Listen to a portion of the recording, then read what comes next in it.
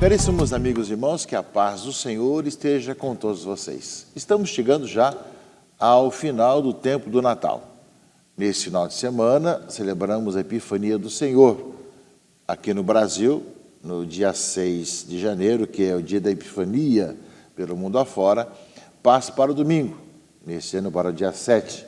E logo depois celebramos o batismo do Senhor, que seria domingo, passa para segunda-feira. De tal forma que na próxima terça-feira nós iniciamos o tempo comum durante o ano, a primeira semana.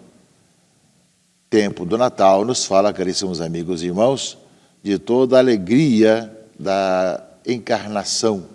O Verbo que se fez carne veio morar no meio de nós. Os pastores vieram adorar a voz dos anjos que foram avisá-los, mas nesse final de semana nós contemplamos os reis que vieram do Oriente para adorar, simbolizando toda a humanidade que faz um caminho de fé, caminho longo, dando passos para encontrar em Jesus Cristo a vida.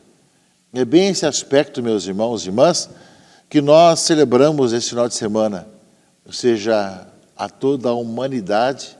Nunca faltará uma estrela no céu da vida das pessoas, no céu das nações, para conduzir as pessoas a Jesus Cristo. Mas será necessária também a Sagrada Escritura, para poder esclarecer como os reis que chegaram a Jerusalém e perguntaram: é aqui que deve nascer o Messias? E os sábios foram procurar nas Escrituras, seria em Belém, lugar de onde deveria nascer o Messias. Portanto, os sinais dos tempos e a palavra de Deus vai nos indicando o caminho para Jesus Cristo. E a humanidade toda é chamada a caminhar, a dar esses passos, caríssimos irmãos e irmãs, para encontrar em Cristo a luz do mundo. A estrela, uma luz no céu, no horizonte da vida, leva a verdadeira luz que é Jesus Cristo. Em todas as nossas vidas, meus irmãos e irmãs, sempre haverá uma luz em nosso caminho, em nossa vida, para que sejamos cada vez mais aqueles que percorrem as sendas do mundo, da história, para encontrar Jesus Cristo como o Senhor da vida. Cristo nasce para todos, para toda a humanidade. Nasce para salvar a toda a humanidade. Portanto, junto com os pastores que os anjos avisaram que tinha nascido, eu vos anuncio a grande alegria, nasceu para vós em Belém, os netos de Davi, o Salvador, o Messias. Também os que vieram de longe, representando as nações todas, fazem o caminho da fé, mostrando justamente que reconhecem em Jesus Cristo o Rei, Deus e o homem, ou seja, o ouro, incenso e mirra. Portanto, meus irmãos e irmãs, vivamos intensamente esse final de semana, já na segunda-feira, a festa do batismo do Senhor, lembrando que com o batismo do Senhor começa o tempo da vida pública de Jesus, e recorda também o nosso batismo, a nossa vida batismal. Por isso mesmo, após a leitura do Evangelho desse final de semana, da Epifania do Senhor, se proclamam as festas móveis durante o ano, como nós faremos daqui a pouco também aqui, proclamando quais são as festas que dependem um pouco da Páscoa. O centro da nossa vida é a Páscoa, e quais são as festas que nós celebramos que têm relacionamento com a Páscoa do Senhor. Tudo tem relacionamento com a Páscoa, porém algumas festas, elas não caem no mesmo dia da semana e do mês, todos os anos, porque se refere à Páscoa do Senhor, que é uma outra contagem do tempo. Portanto, vivamos, meus irmãos, esse tempo, nós iniciamos o novo ano civil, 2024, que nós possamos estar escrevendo bem cada dia desse ano com palavras de ouro, palavras de bem, de fraternidade. Mesmo que as guerras continuem explodindo pelo mundo afora, mesmo que as guerras urbanas aconteçam em nossas cidades, nós somos chamados a prosseguir anunciando a boa notícia para todos. A liturgia desse domingo, que nós celebramos a Epifania do Senhor, nos coloca Isaías dizendo: vem-te a alegria, levanta-te, acende as luzes de Jerusalém, porque chegou a tua luz, apareceu sobre ti a glória do Senhor. Eis que a terra está envolvida em trevas, e nuvens escuras cobrem os povos. Mas sobre ti apareceu o Senhor, e sua glória já se manifesta sobre ti. Trevas e luz. Nós vemos que esse binômio sempre vai nos ajudando a ver. A luz brilhou no meio das trevas, lembra justamente o prólogo do Evangelho de João, que nós ouvimos na missa do dia de Natal. Lembramos bem que também na Páscoa, ou seja, a luz, a vela, Círio Pascal, no meio da escuridão. Ou seja, é bem esse aspecto, meus irmãos e irmãs, a leitura de Isaías fala que se encobre o mundo com as trevas, com a escuridão, mas diz que aparece a luz. Ou seja, a tua glória já se manifesta sobre ti. Os povos caminham à tua luz, e os reis ao clarão da tua aurora. É bem esse aspecto de poder ter a vida iluminada, que é a nossa vida batismal, que nós vamos celebrar na segunda-feira, dia 8, justamente o batismo do Senhor. E lembramos também que o batismo é a iluminação da nossa própria vida. E, ao mesmo tempo, já faz referência àquilo que os reis do Oriente vieram trazendo. Levanta os olhos ao redor e vê. Todos se reuniram e vieram a ti. Teus filhos vêm chegando de longe, com tuas filhas carregadas nos braços. Ou seja, fala essa multidão que acorre para Jerusalém, que acorre para o Senhor, justamente para essa luz que vem do Senhor, não é? E, ao mesmo tempo, sobre ti será uma inundação de camelos, dromedários de Madiã, de Efa, virão de Sabá, trazendo ouro e incenso, proclamando a glória do Senhor. Aquilo que Isaías coloca no capítulo 60, versículos de 1 a 6, meus irmãos e irmãs, leitura primeira desse domingo, da Epifania do Senhor, nós claramente vemos retratada justamente a caminhada dos reis que vieram do Oriente para adorar o Senhor. Vieram de longe, à luz da estrela, para encontrarem a luz do mundo, que é Jesus Cristo, nosso Senhor. E, meus irmãos e irmãs, é isso que no Evangelho vai ser colocado. O Evangelho de Mateus 2, 1 a 12, leitura desse domingo, vai lembrar justamente que, tendo nascido Jesus na cidade de Belém, na Judéia, no tempo do rei Herodes, eis que alguns magos do Oriente chegaram a Jerusalém perguntando: onde está o rei dos judeus que acaba de nascer? Chegaram até a região e foram justamente ali, na capital. Mas evidentemente que nós vimos a sua estrela no Oriente e viemos adorá-lo. Herodes nada sabia, nem os seus conselheiros. E aí, então, ele reuniu os sumos sacerdotes, os mestres da lei, e perguntava-lhes onde o Messias deveria nascer.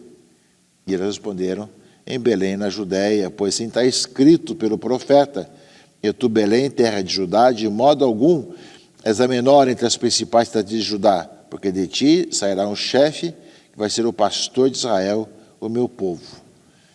E nós sabemos, Herodes chama os reis do Oriente, os magos, que, claro, que não eram cristãos, nem eram judeus, mas lembrando que a salvação vem para todos, para dizer assim: a hora que vocês encontrarem, vem me avisar para que eu também vá adorá-lo. Claro que é uma mentira, porque no fundo ele queria matar com medo do Messias, não é?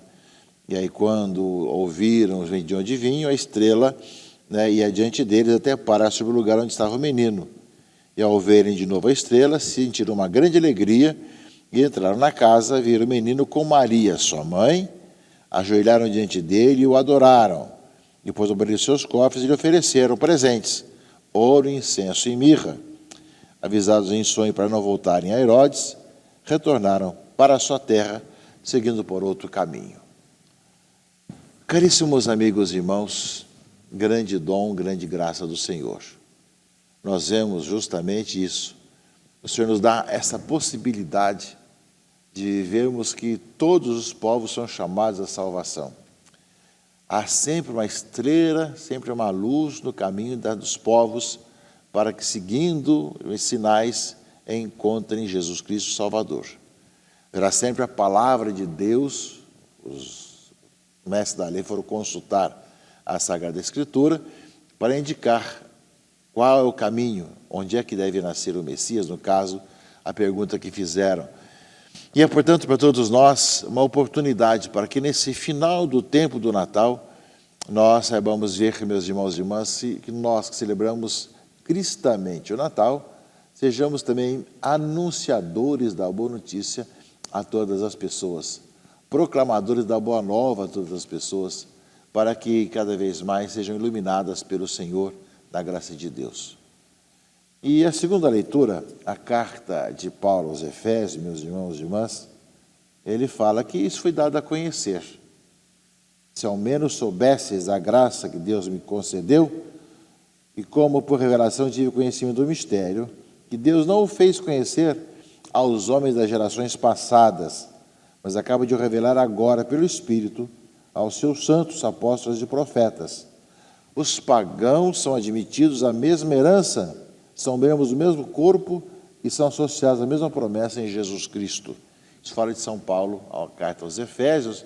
Lembrando bem isso, os reis que vieram de longe não eram judeus, muito menos cristãos, mas vieram adorar o Messias.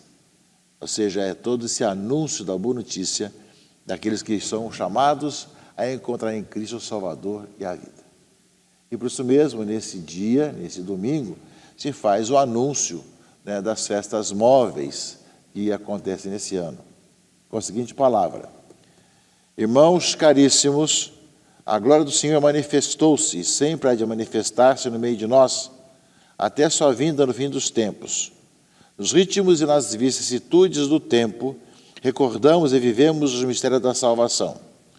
O centro de todo o ano litúrgico é o tríduo do Senhor crucificado, sepultado, ressuscitado, que culminará no domingo de Páscoa, esse ano, dia 31 de março. Em cada domingo, Páscoa semanal, a Santa Igreja torna presente este grande acontecimento, no qual Jesus Cristo venceu o pecado e a morte. Da Páscoa do Senhor procedem todas as celebrações do ano litúrgico. As cinzas, início da Quaresma, 14 de fevereiro. A Ascensão do Senhor, a 12 de maio.